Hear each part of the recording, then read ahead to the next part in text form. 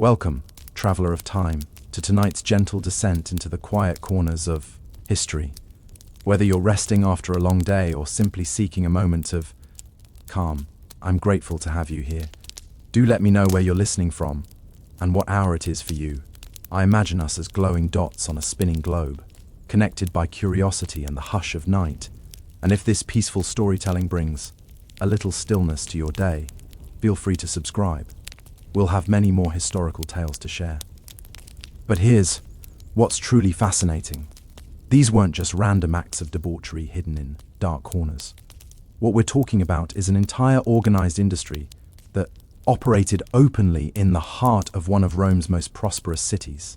An industry that reveals more about ancient Roman society, economics, and human nature than any textbook could ever teach you. In this video, I'm going to take you inside the brothel of ancient Pompeii.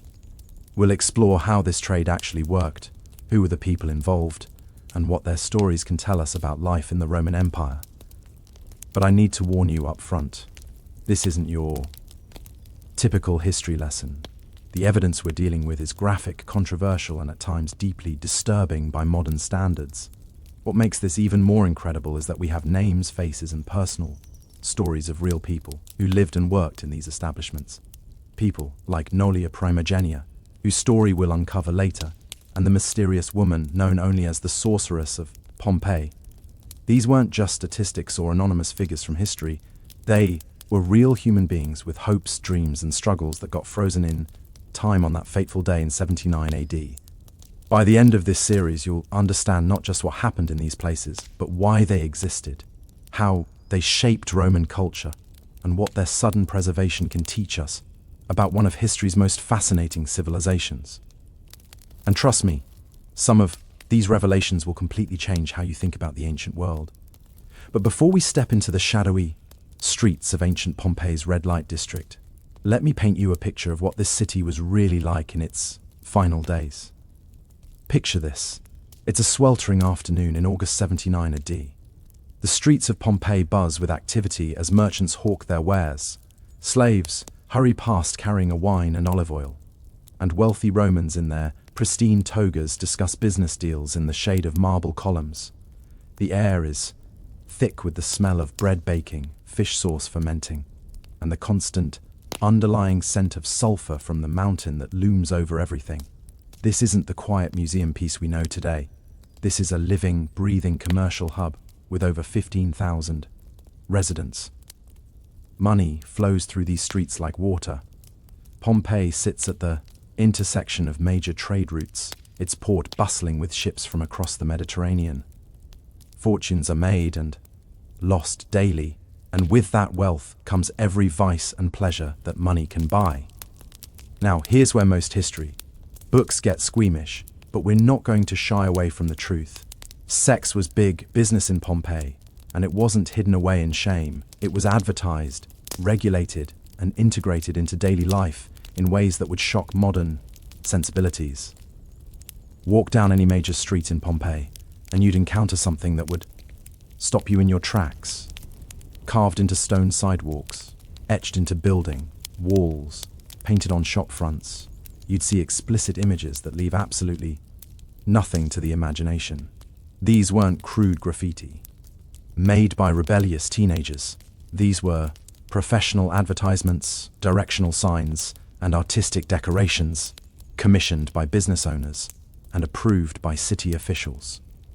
The Romans had a completely different relationship with sexuality than we do today.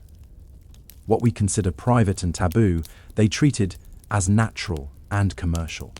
But this wasn't some free love paradise. This was a highly stratified society with strict rules about who could do what, where, and with whom. Let me introduce you to Marcus Cassus Frugi, a wealthy merchant who owned property throughout Pompeii's entertainment district. Marcus wasn't some sleazy underworld figure hiding in the shadows.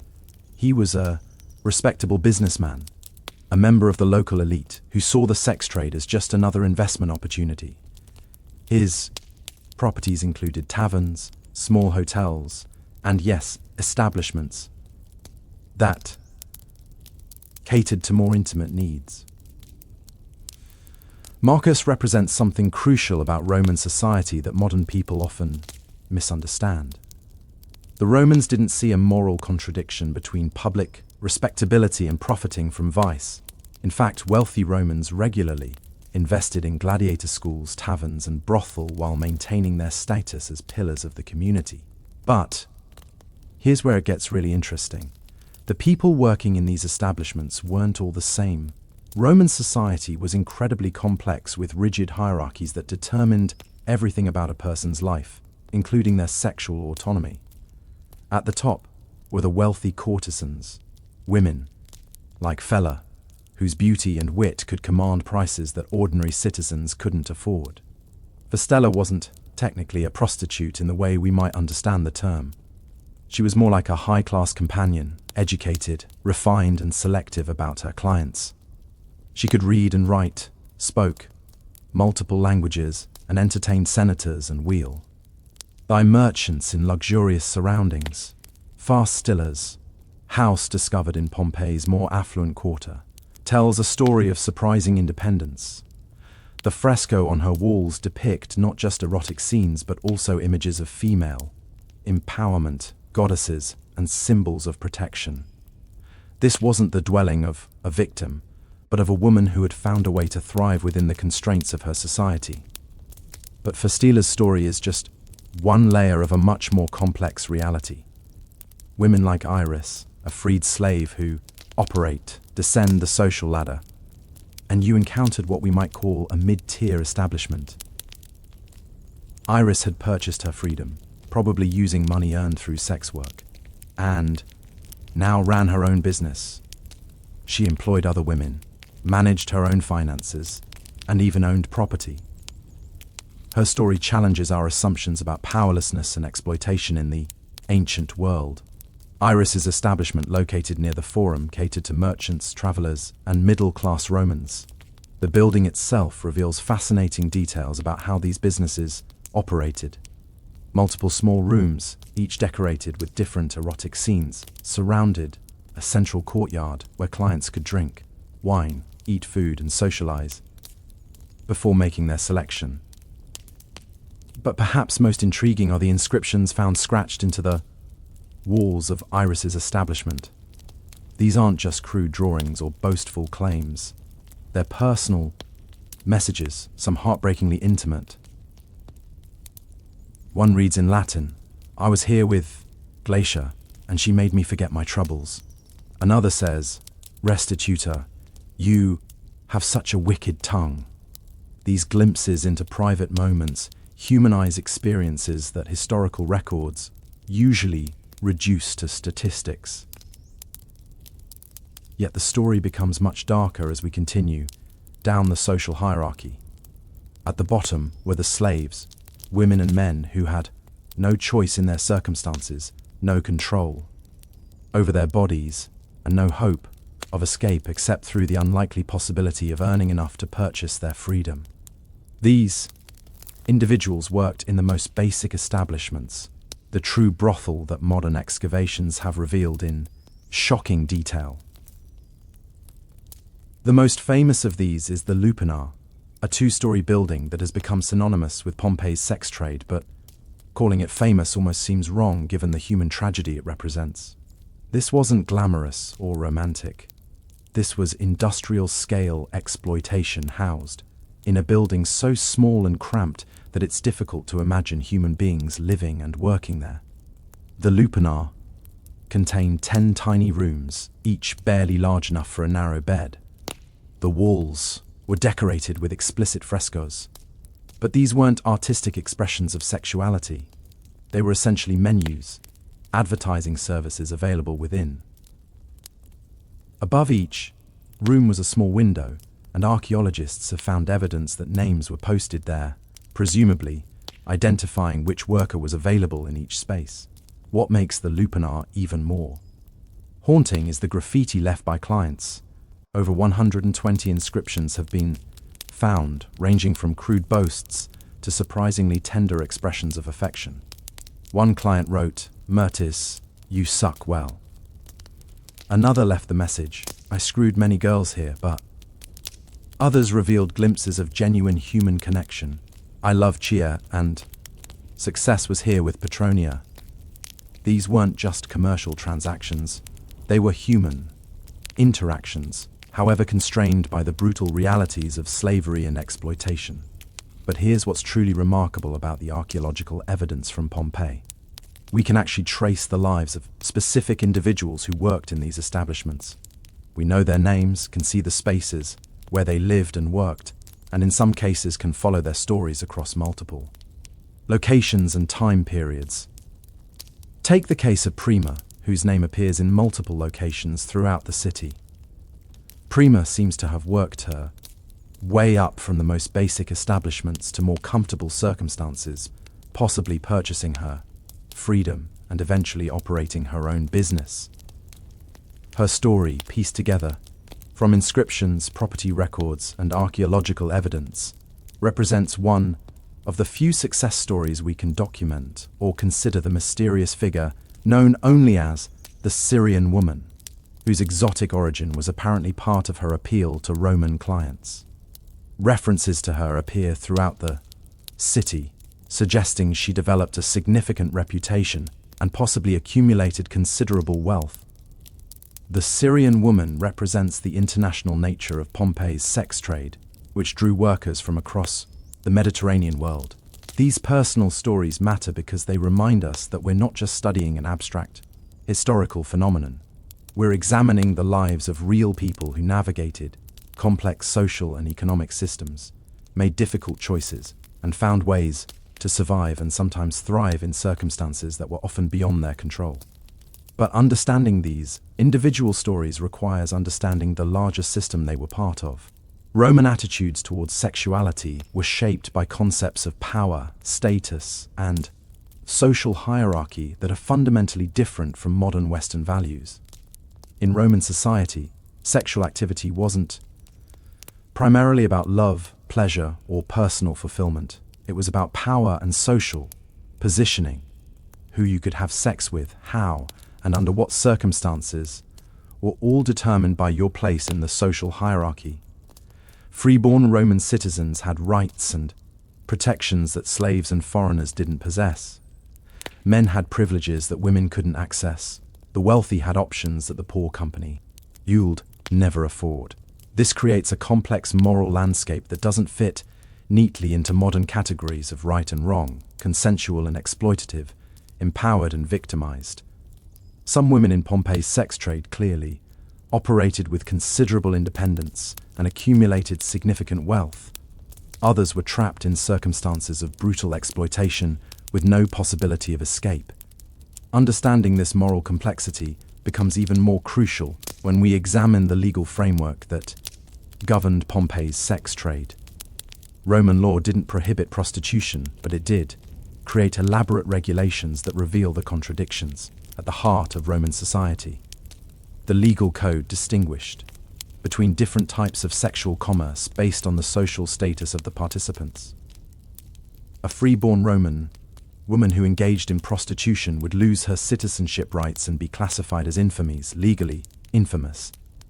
She couldn't marry a Roman citizen, couldn't inherit property in the normal way, and couldn't testify in court. But a slave woman engaging in the same activities was simply fulfilling the economic function assigned to her by her owner. This legal distinction created a strange paradox. Women like Claudia Fortunata, whose tombstone was discovered in Pompeii's necropolis, navigated these regulations with remarkable skill. Claudia had been born free, but family financial troubles forced her into sex work. Rather than accepting the legal consequences, she found a way to maintain her citizenship by technically operating as a tavern keeper rather than a prostitute. Claudia's tavern, located on one of Pompeii's busiest streets, served food and wine during the day and offered more intimate services after dark. The legal fiction allowed her to avoid the most severe penalties while still operating in the sex trade. Her tombstone, erected by grateful former employees, describes her a beloved patron who helped other women navigate similar circumstances. But Claudia's story also reveals the constant threat that hung over women in her position. City records show that she was arrested multiple times for violating regulations about when and where certain activities could take place.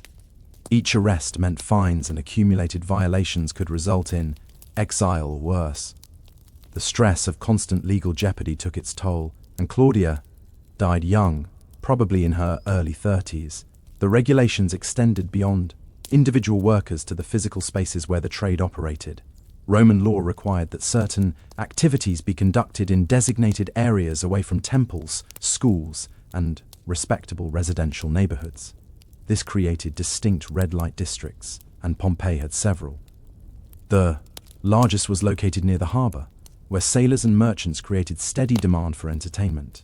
This district included not just brothel, but also taverns, gambling houses, and small hotels. The buildings were constructed with specific features mandated by law: separate entrances for different types of businesses, soundproofing between rooms, and windows positioned to provide privacy from the street. Walking through this district would have been an assault on the senses. The narrow streets were packed with people at all hours. Music spilled from taverns, the smell of cooking food mixed with perfumes and incense, and vendors hawked everything from wine to exotic delicacies imported from across the empire. In the middle of this chaos stood the establishment run by Asalina, probably the most successful businesswoman in Pompeii's entertainment industry. Asalina owned multiple properties, employed dozens of workers, and had business relationships with some of the city's wealthiest families. Her main establishment was a combination tavern, hotel, and brothel that could accommodate over 100 clients simultaneously. What made Asalina extraordinary wasn't just her business success, but her political involvement. Graffiti found throughout Pompeii shows that she actively campaigned for local political candidates, using her influence and resources to support politicians who favored policies beneficial to her industry. One inscription reads, "Aelina and her girls support Marcus Cyrenius for a dial." Asalina's political activities weren't unusual.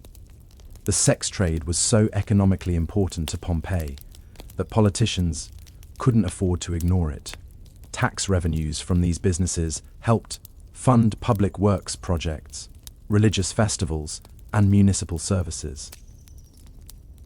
The trade also provided employment directly and indirectly for hundreds of people. But Asalina's story takes a dark turn when we examine the working conditions in her establishment. Archaeological evidence suggests that while she lived in luxury, many of her employees endured harsh circumstances. The rooms where workers lived were tiny, poorly ventilated, and showed signs of constant overcrowding.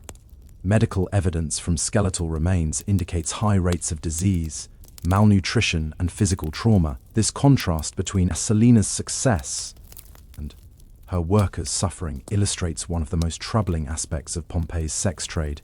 The system created opportunities for some to accumulate wealth and power, but only by exploiting others who had no alternatives. The exploitation becomes even more apparent when we examine the ages of the workers. Roman law permitted the sexual use of slaves from age 12 for girls and 14 for boys. Skeletal analysis of remains found in Pompeii's brothel suggests that many workers began their careers as children and rarely lived past 30. Consider the case of Fortunata, whose skeleton was found in a small room behind one of the city's taverns. Bone analysis indicates she was approximately 13 when she died, probably from complications related to pregnancy.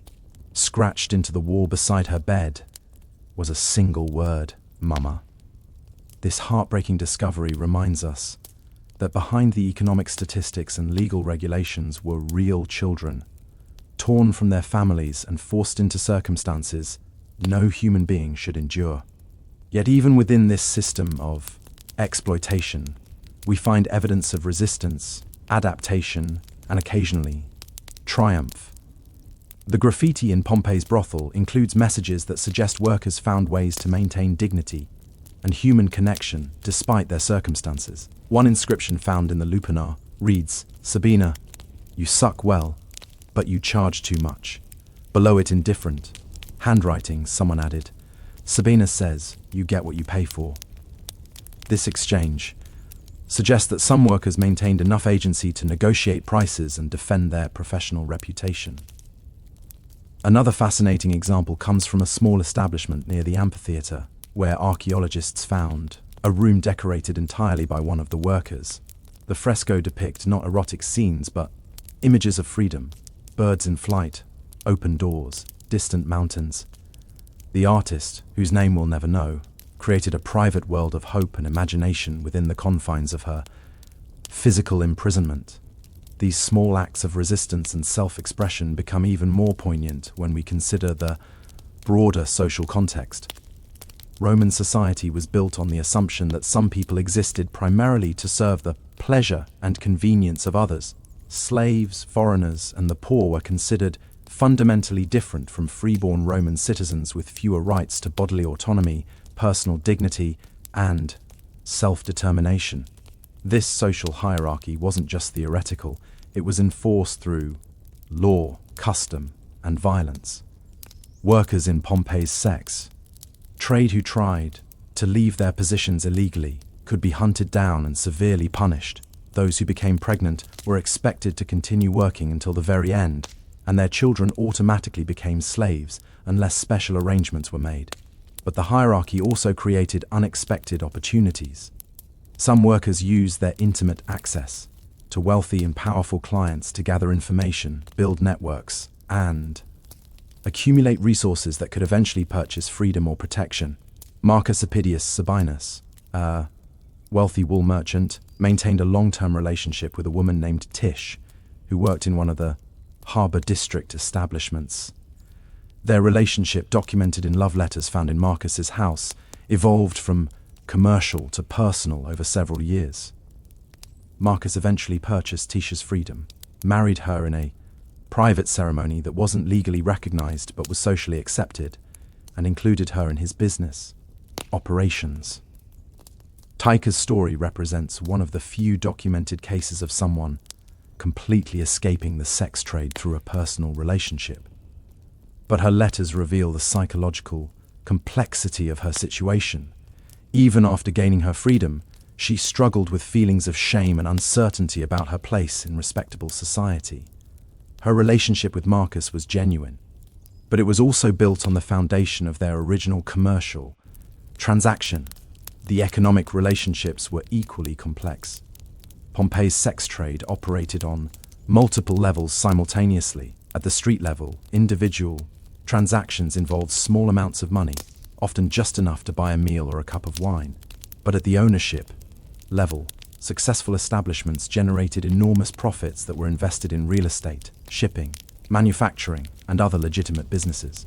This economic integration meant that Pompeii's sex trade wasn't separate from the mainstream economy, but was woven throughout it. The leather goods sold in the forum were often manufactured by workers who also provided sexual services. The wine served at respectable dinner parties was produced on estates that used profits from brothel to fund expansion. The beautiful fresco that decorated wealthy homes were painted by artists, who also created erotic advertisements for less respectable establishments. This interconnected economy created a web of complicity that extended far beyond the obvious participants. Senators who publicly condemned vice privately collected rent from properties in the red light district. Priests who preached about moral purity invested temple funds in businesses that generated profits from prostitution. Even the city's most respectable matrons wore jewelry and silk clothing purchased with money that could be traced back to the brothel. The hypocrisy wasn't lost on contemporary observers. Graffiti found near the forum includes satirical comments about prominent citizens and their business interests. One inscription mockingly refers to Gas Caspius Pansa, a wealthy politician, as the senator who profits from sin while preaching virtue. Another suggests that Marcus Hulanius Rufus, who funded the construction of a theatre, used money earned from entertaining the masses in more ways than one. But perhaps the most revealing aspect of Pompeii's sex trade was how it reflected broader Roman attitudes about power, pleasure, and human value. The Romans didn't see sexuality as inherently shameful, but they did believe that sexual roles should reflect social hierarchies. A free Roman citizen was expected to be dominant, never submissive. A wealthy person could purchase sexual services, but providing them was degrading. A man could visit brothel without losing respectability, but a woman engaging in the same behavior faced social exile. These attitudes created bizarre contradictions that played out daily in Pompeii's streets.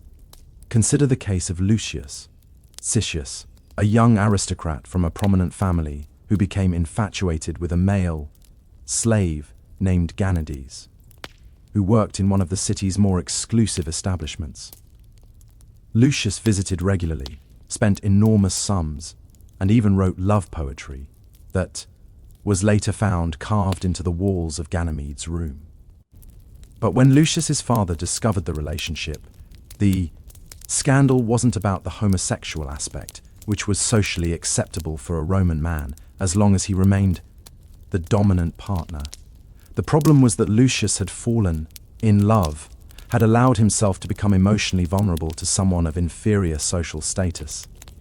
This violated fundamental Roman principles about how power should flow in sexual relationships. The father's solution reveals the cold calculation that governs such matters.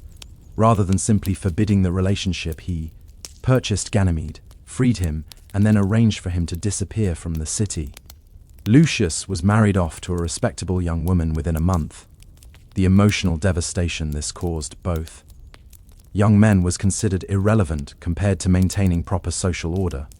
Ganymede's fate remains a mystery, but similar stories throughout Pompeii suggest that such disappearances weren't uncommon. The sex trade created intense personal connections that threatened established hierarchies, and those connections were ruthlessly severed when they became inconvenient for powerful constraints. Some individuals manage people, yet within these to carve out spaces of genuine agency and connection. The establishment run by a woman known as Zamarina, the Egyptian, provides a fascinating example of how foreign origin could sometimes be transformed into commercial advantage. Zarina had been brought to Pompeii as a slave, probably captured during one of Rome's military campaigns in the eastern Mediterranean. But instead of being assigned to agricultural labor or domestic service, she was placed in a brothel because her exotic appearance and mysterious cultural background appealed to Roman fantasies about foreign women. Over time, Zarina learned to manipulate these fantasies for her own benefit. She cultivated an image as a sorceress and fortune teller, claiming to possess ancient Egyptian wisdom about love, sexuality, and the future. Clients came not just for sexual services, but for magical potions, prophecies, and exotic rituals that Zmarina invented based on half-remembered fragments of her childhood culture. The performance was so successful that Zmarina eventually saved enough money to purchase her freedom and establish her own business.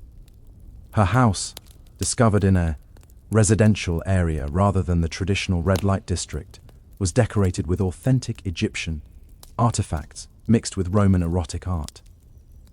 The combination created an atmosphere of mysterious sensuality that attracted wealthy clients willing to pay premium prices for unique experiences. But Zamarina's story also illustrates the psychological costs of such success. Letters found in her house, written in a mixture of Latin and Greek, reveal deep loneliness and cultural displacement. She had achieved financial independence and social respectability of a sort, but at the cost of commodifying her own cultural identity and maintaining a persona that grew increasingly distant from her authentic self. The pressure of constant performance took its toll on many sex workers, regardless of their level of success. Archaeological evidence suggests high rates of mental distress, self-medication with alcohol and drugs, and early death from what modern medicine would recognize as stress-related illnesses. The remains of Julia Felix, found in what appears to have been a suicide, illustrate this tragic pattern. Julia had been one of Pompeii's most successful courtesans with wealthy clients throughout the region and property investments that made her genuinely wealthy.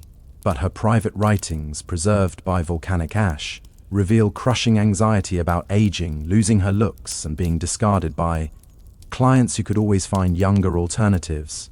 Julia's final letter, addressed to a sister living in Rome, describes the unbearable pressure of maintaining her appearance and performance, while watching younger competitors arrive daily from across the empire.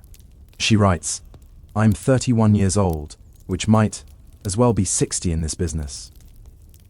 Every morning I look in the mirror and see new lines, new signs that my value is diminishing. How long before they stop coming? How long before I am forgotten?" The letter was never sent. Julia's body was found beside it, along with an empty vial that had contained a poison common in antiquity. Her death represents the dark side of what appeared to be success within the system. Yet not all stories ended in tragedy. Some workers found ways to transition out of the sex trade and into different roles within Roman society. The case of Drusilla, a former slave who became a successful tavern owner, shows how entrepreneurial skill and careful networking could create genuine opportunities for social mobility. Drusilla had worked in several of Pompeii's establishments before saving enough money to rent a small tavern near the city's main gate. Rather than trying to compete with established businesses, she created a niche serving travelers who needed lodging, meals, and information about the city.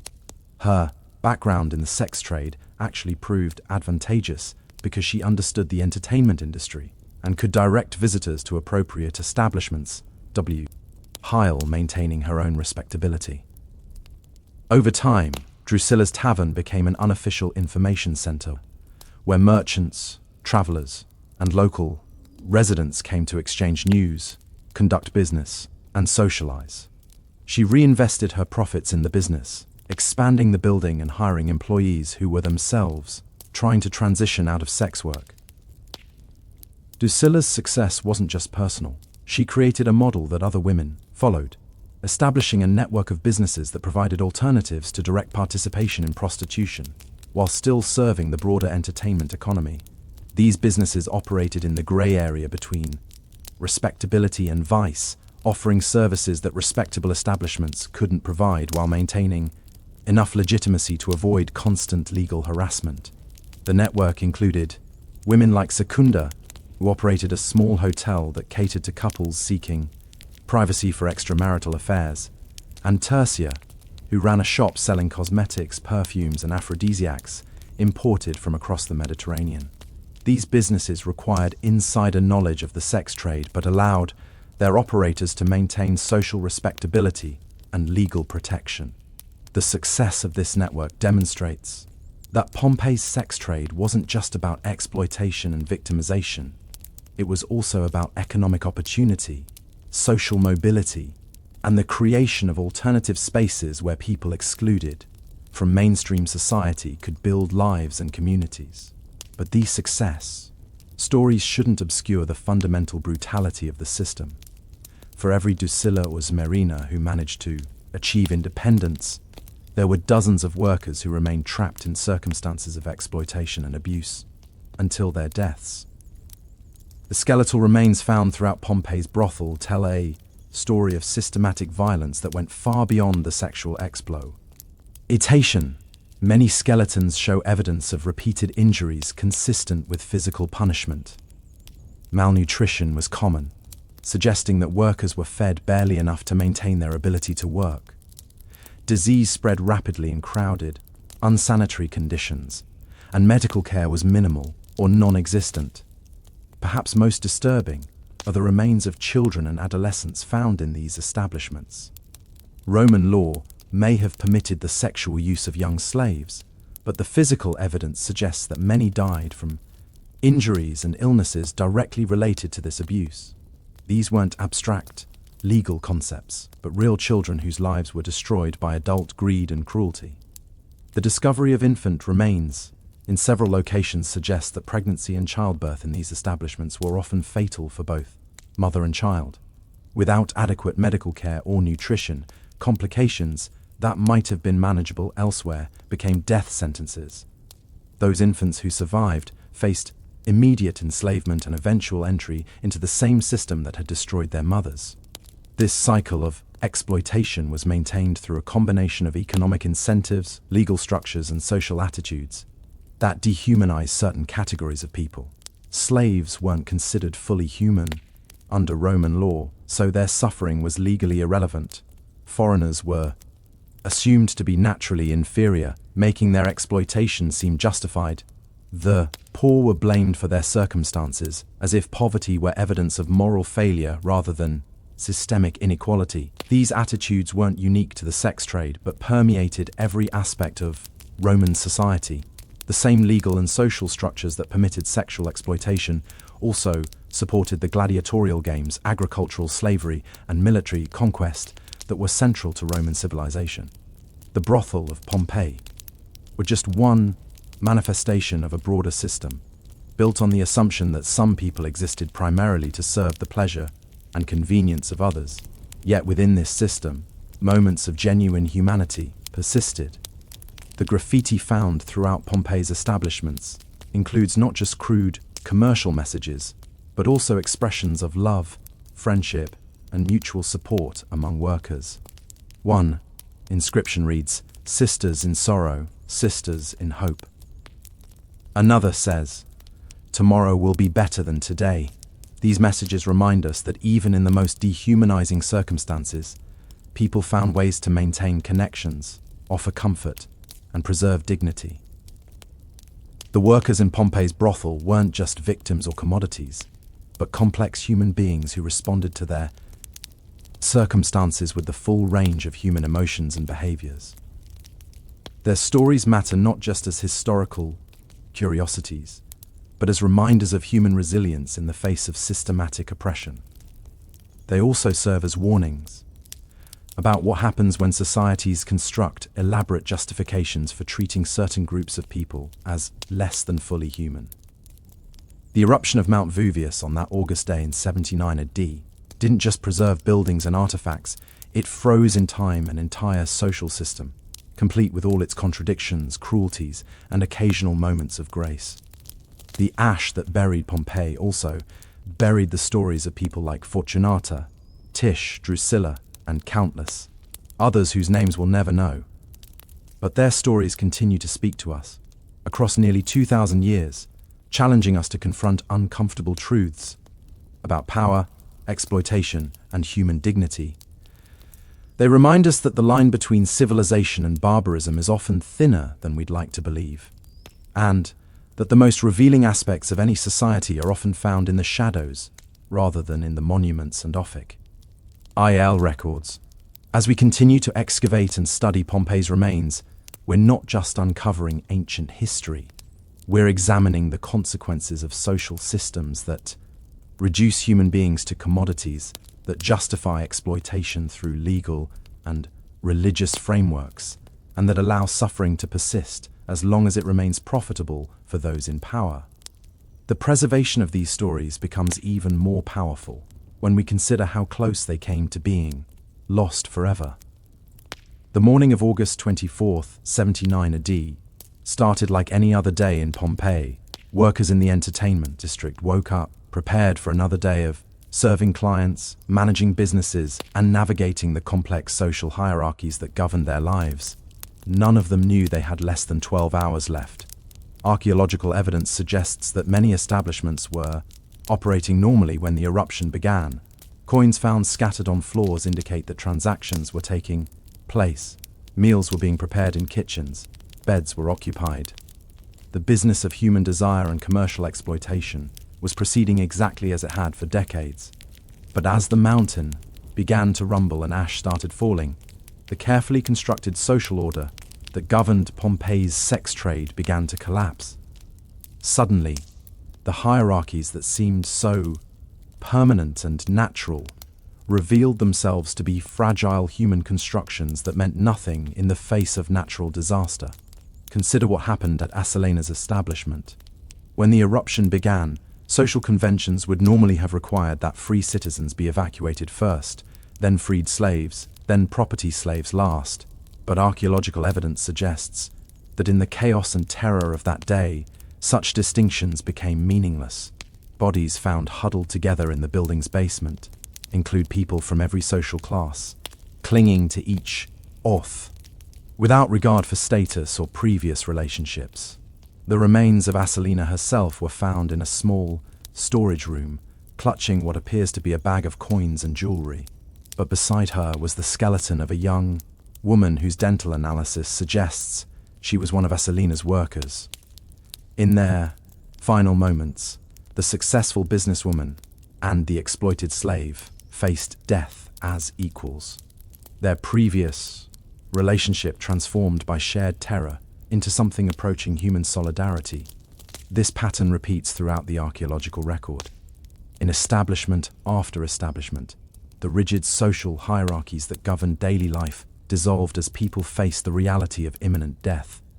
Masters and slaves, clients and workers, Romans and foreigners, all became simply human beings trying to survive an incomprehensible catastrophe. The Lupanar tells a particularly haunting story. 9 bodies were found in the building, but only 3 were in the tiny cubicles where workers normally spent their time. The others were discovered in what had been common areas, suggesting that as the danger became apparent, people abandoned their assigned spaces and came together for comfort and protection. One of the most poignant discoveries was made in the building's upper level, where archaeologists found the remains of 2 people who had died holding hands. Skeletal analysis indicates one was a young woman, probably a worker, and the other was a middle-aged man who might have been a client, an owner, or simply someone who had sought shelter. Their identities don't matter as much as their final act of human connection in the face of overwhelming terror. The graffiti that covers the Lupanar's walls takes on new meaning when we consider that some of it might have been carved during those final hours. Among the usual commercial messages and crude boasts, archaeologists have found appear to be prayers, final messages to loved ones, and desperate pleas for divine intervention. One inscription carved with a trembling hand reads simply, "God's help us all." But the volcanic ash that ended so many lives also created an unprecedented historical record. The same geological forces that brought death and destruction also preserve details about daily life in ancient Pompeii that would normally have been lost to time. We can see exactly what people were doing, wearing, eating, and feeling at the moment when their world ended. This preservation allows us to understand the sex trade not as an abstract historical phenomenon, but as a lived reality involving real people with real hopes, fears, and relationships. The woman whose skeleton was found clutching a small bronze mirror wasn't just a prostitute or a slave. She was someone who cared about her appearance, who had personal possessions that mattered to her, who faced death with the same human dignity as any other person. The preservation also reveals details that challenge many modern assumptions about ancient sexuality and gender roles. Recent analysis of skeletal remains suggests that Pompeii's sex trade included more diversity than historians previously understood. Bodies found in brothel include people who appear to have been born male, but lived as women. Individuals whose bone structure suggests they may have been interrex and evidence of surgical modifications that might have been performed to alter physical appearance for commercial purposes. This biological diversity was reflected in the services advertised throughout the city. Graffiti and artwork suggest that Pompeii's establishments catered to an enormous range of desires, fantasies, and sexual practices. Some of these practices would be familiar to modern audiences, while others seem bizarre or disturbing by contemporary standards. The establishment, run by a woman known as Cassilia Iucunda, specialized in theatrical performances that combined sexuality with entertainment. Clients didn't just purchase sexual services, but elaborate fantasy scenarios involving costumes, role-playing, and scripted interactions. Cecilia employed actors, musicians, and artists, alongside traditional sex workers, creating experiences that blurred the line between theater and prostitution. Archaeological evidence from Cassilia's establishment includes masks, costumes, musical instruments, and scripts written on wax tablets. The performances ranged from relatively tame romantic scenarios to elaborate mythological reenactments, involving multiple participants and complex narratives. Clients could choose to be spectators or participants, and the most expensive options allowed them to essentially direct their own personalized productions. This theatrical approach to sexuality reveals something important about Roman culture that pure historical texts often miss. The Romans didn't just consume sexual services, they consumed sexual fantasies, elaborate narratives that allowed them to temporarily inhabit different identities and experience desires that their normal social roles wouldn't permit. Marcus Lucretius, a wealthy but physically disabled veteran, became a regular client at Caecilia's establishment, not because he needed basic sexual services, but because he craved the fantasy scenarios that allowed him to imagine himself as a powerful warrior or successful lover. The scripts found in his house, apparently written for private performances, reveal touching vulnerability beneath his public persona as a successful businessman and respected citizen. Marcus's favorite scenario involved playing a gladiator who wins the love of a beautiful captive princess.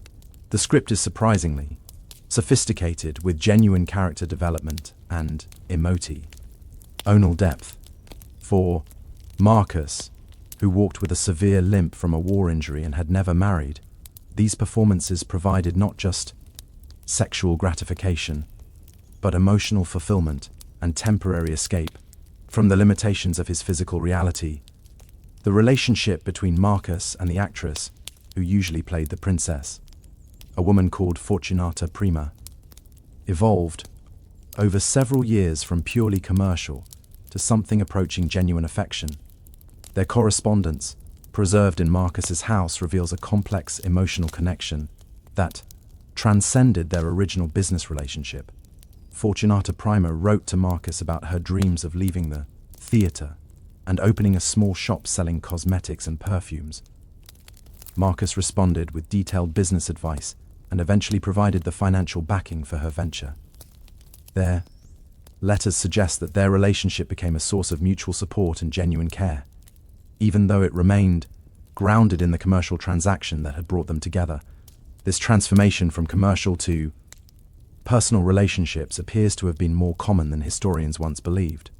Throughout Pompeii, archaeologists have found evidence of long-term connections between sex workers and clients that evolved into something resembling friendship, mentorship, or even love. The house of Gaius Valerius Venustus contains letters from a woman called Myrtis, who had worked in one of the harbour district establishments for several years. The correspondence spans nearly a decade and documents Myrtis's gradual transition from sex work to operating a small tavern with Gaius's financial support. But more than business partnership, their letters reveal genuine affection, shared jokes, and mutual concern for each other's welfare. Myrtis wrote to Gaius about her fears of aging and losing her attractiveness. Gaius responded with reassurances about her intelligence and business skills that went far beyond their original relationship. When Myrtis became ill, Gaius arranged for medical care and visited her daily. When she recovered, she named him in her will as her primary heir, despite having living relatives in Greece. These personal relationships complicate simplistic narratives about exploitation and victimization in the ancient sex trade. While the system was undoubtedly brutal and oppressive for many participants, it also created spaces where genuine human connections could develop, even across lines of social class, legal status, and economic power. The connections weren't limited to relationships between workers and clients. Evidence throughout Pompeii suggests that sex workers often formed tight-knit communities that provided mutual support, protection, and friendship. The women who worked in Iris's establishment, for example, appear to have developed relationships that extended far beyond their professional duties. Graffiti in their living quarters includes inside jokes, affectionate nicknames, and references to shared experiences that suggest genuine camaraderie. One wall contains what appears to be a group poem with different verses added by different women over time. The poem celebrates friendship, mutual support, and shared dreams of eventual freedom. When one of Iris's workers, a young woman called Secunda, became pregnant, the other women pulled their resources to ensure she received adequate food and medical care during her pregnancy. After the birth, they helped arrange for the child to be fostered by a family outside the sex trade, giving the baby opportunities that would have been impossible if he had remained in the establishment. These acts of solidarity and mutual care weren't unique to Iris's establishment. Throughout Pompeii's entertainment district, archaeologists have found evidence of informal networks that provided support, protection, and alternative economic opportunities for people trying to survive within or escape from the sex trade. The networks operated through a combination of business relationships, personal friendships, and shared cultural backgrounds. Women from the same regions of the empire often worked together and looked out for each other. Former workers who had achieved independence often provided opportunities for others who were still trapped in exploitative situations. Claudia Peregrina, a former sex worker who had become a successful merchant, employed several women who were transitioning out of prostitution in her fabric and cosmetics business. Her account books, preserved by volcanic ash, show that she paid above market wages and provided housing and training that allowed her employees to develop skills for independent businesses. Claudia's success wasn't accidental. She had systematically built relationships with suppliers, clients, and other merchants that allowed her to create legitimate opportunities for women who might otherwise have had no alternatives to continued exploitation. Her business served as a bridge between the underground economy of the sex trade and the legitimate commercial world of Roman Pompeii. But Claudia's story also illustrates the constant challenges faced by people trying to escape their pasts. Despite her business success and social connections, she remained vulnerable to blackmail and social ostracism from people who knew her history. Several threatening letters found in her house suggest that former associates tried to extort money by threatening to expose her background to respectable clients. The psychological burden of maintaining a double identity took its toll. Claudia's private diary, written in Greek to conceal its contents from casual readers, reveals ongoing anxiety about discovery and sadness about the relationship she couldn't pursue because of her past. She wrote about watching respectable women her age marry and have families, while she remained isolated by circumstances beyond her control. Yet Claudia persisted, building her business and creating opportunities for other women because she understood that economic independence was the only real protection available to people like her.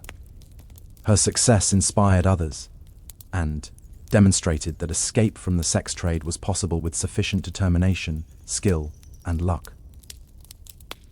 The networks of mutual support extended beyond individual businesses to include entire neighborhoods and communities. The area around the amphitheater developed an informal economy that provided alternatives to direct participation in prostitution, while still serving the entertainment industry. Women in this community operated food stalls, sold souvenirs and gambling tokens, provided laundry services for travelers, and offered various forms of entertainment that didn't involve sexual services. The businesses were often owned and operated by former sex workers who had saved enough money to establish independent enterprises. This alternative economy created a buffer zone between the legitimate business world and the explicitly sexual establishments. It provided opportunities for social mobility and economic independence while allowing people to use skills and connections developed during their time in the sex trade. The community also provided social support and protection that was unavailable elsewhere in Roman society. Women who had been rejected by their birth families because of their involvement in prostitution found new families among people who shared similar experiences and understood their struggles. The bonds formed in these alternative communities were strong enough to survive even the catastrophic eruption of Vesuvius. Bodies found in the amphitheater district were often discovered in groups that included people from different establishments and businesses, suggesting that when disaster struck, these informal communities came together to face death as they had faced life, supporting each other through the final crisis. But the eruption also revealed the ultimate fragility of all these human connections and social arrangements. The elaborate networks of relationships, businesses, and communities that people had spent years building were destroyed in a matter of hours. The careful social distinctions that had seemed so important were rendered meaningless by the democratic nature of volcanic ash, which buried rich and poor, free and slave, respectable and disreputable, with equal indifference. The archaeological record captures this moment of universal vulnerability with heartbreaking clarity. In house after house, establishment after establishment, we find evidence of people who spent their final hours not according to social conventions or economic relationships, but according to the most basic human impulses for connection, comfort, and mutual support. The villa of Marcus Fabius Rufus, one of Pompeii's wealthiest citizens, contains the remains of the entire household, including family members, slaves, and several people who appear to have been sex workers from nearby establishments who had sought shelter when the eruption began. In death, they were all simply human beings who had tried unsuccessfully to escape the same natural disaster. This democratic quality of the volcanic destruction creates a unique historical record that doesn't privilege the experiences of the wealthy and powerful over those of the marginalized and exploited. The ash preserved the stories of slaves and senators with equal fidelity, creating an archive of human experience that includes voices usually silenced by company, conventional historical sources. The preservation is so complete that we can sometimes reconstruct the final conversations and interactions between people who died together. In one small establishment near the city walls, archaeologists found evidence suggesting that a group of women spent their final hours comforting a younger colleague who was terrified by the volcanic activity. Empty wine cups and the remains of food suggest they shared a final meal while trying to maintain hope that the danger would pass. The younger woman's body was found, surrounded by small personal objects, jewelry, coins, and what appears to have been a letter from her family in a distant province. The other women had apparently helped her gather these possessions, ensuring that she would face death with reminders of the people and places that had given her life meaning. These final acts of kindness and solidarity remind us that, even within systems of exploitation and dehumanization, people found ways to preserve their humanity and extend compassion to others. The sex workers of Pompeii weren't just victims of historical forces beyond their control, they were complex human beings who responded to their circumstances with the full range of human emotions and behaviors, including remarkable resilience, creativity, and care for others. Their stories challenge us to think more deeply about the relationship between individual agency and systemic oppression, between personal responsibility and structural inequality, between the choices people make and the circumstances that limit those choices. They remind us that history isn't just about kings and battles and grand political movements, but about the daily experiences of ordinary people trying to survive and find meaning within the constraints of their time and place. Oh, as we prepare to explore the final hours of Pompeii and the immediate aftermath of the eruption, we carry with us the voices of people like Asalina, Tisha, Drusilla, Marcus, Fortunata, Prima, and countless others whose names we'll never know, but whose stories have been preserved by the same volcanic forces that ended their lives. Their experiences illuminate not just the ancient world, but our own contemporary struggles with exploitation, inequality, and the commodification of human sexuality.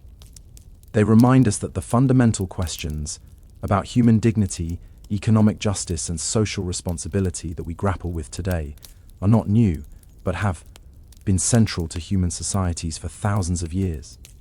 The ash that buried Pompeii also preserved these questions for future generations to examine and attempt to answer.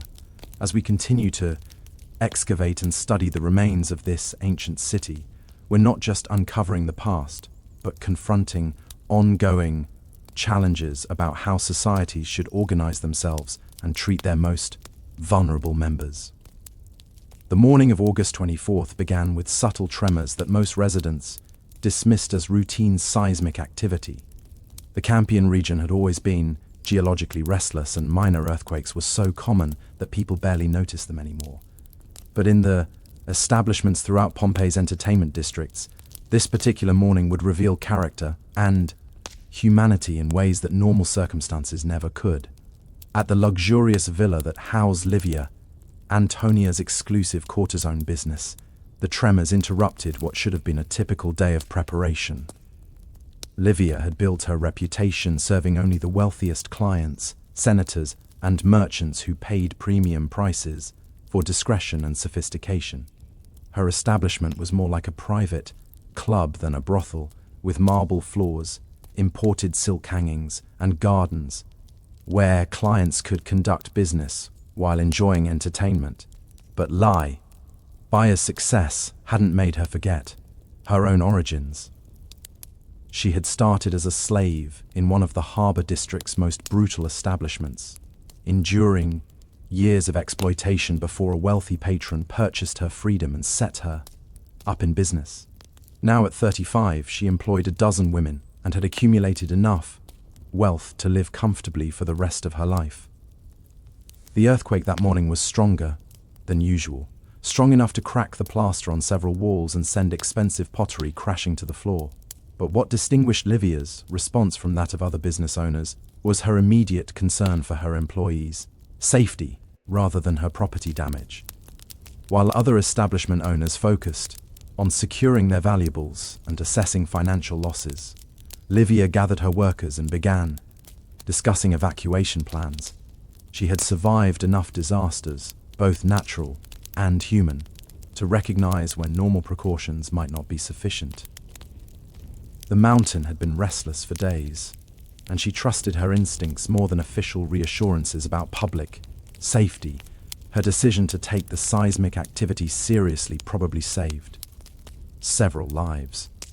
When the major eruption began later that morning, Livia's household was already prepared to evacuate quickly, but their escape route took them through the city's entertainment district, where they encountered scenes of chaos and desperation that revealed both the worst and best of human nature.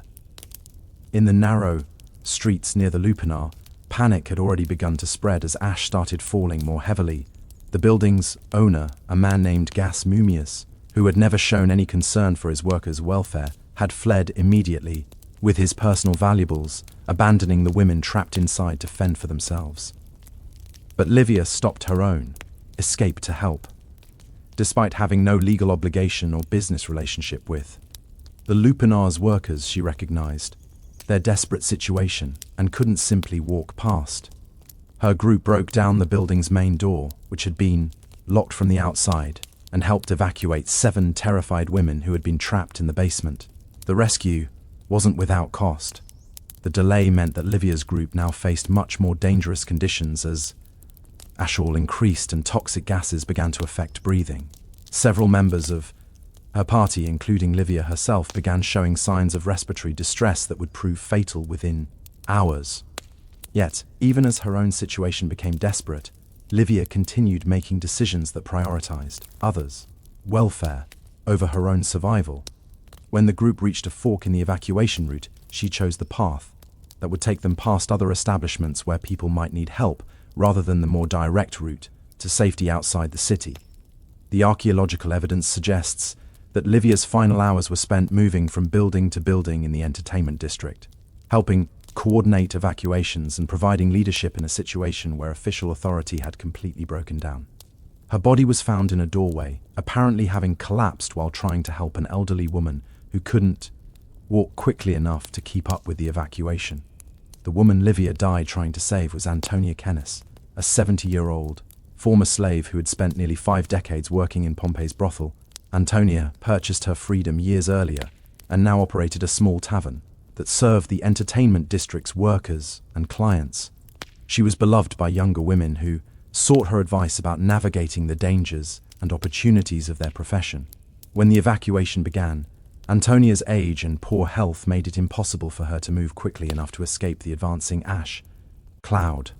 Young people in her neighborhood could have abandoned her and saved themselves, But instead, they formed a protective group around her, taking turns carrying her when she couldn't walk and sharing their limited supplies of water and cloth to filter the increasingly toxic air.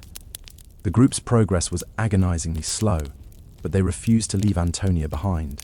Their loyalty wasn't based on economic calculations or legal obligations, but on genuine affection for a woman who had shown them kindness and wisdom during their most vulnerable moments. She had lent money without interest when they needed medical care, had provided safe shelter when they fled abusive owners, and had taught them practical skills for surviving in a hostile world. Antonia's own response to the crisis revealed the strength of character that had earned such devotion. Despite her physical frailty and growing awareness that her presence endangered the entire group, she never asked to be abandoned. Instead, she used her knowledge of the city's layout to guide them toward escape routes that avoided the worst of the ashfall and toxic gas accumulation. Her final contribution came when the group reached a collapsed building that blocked their planned escape route.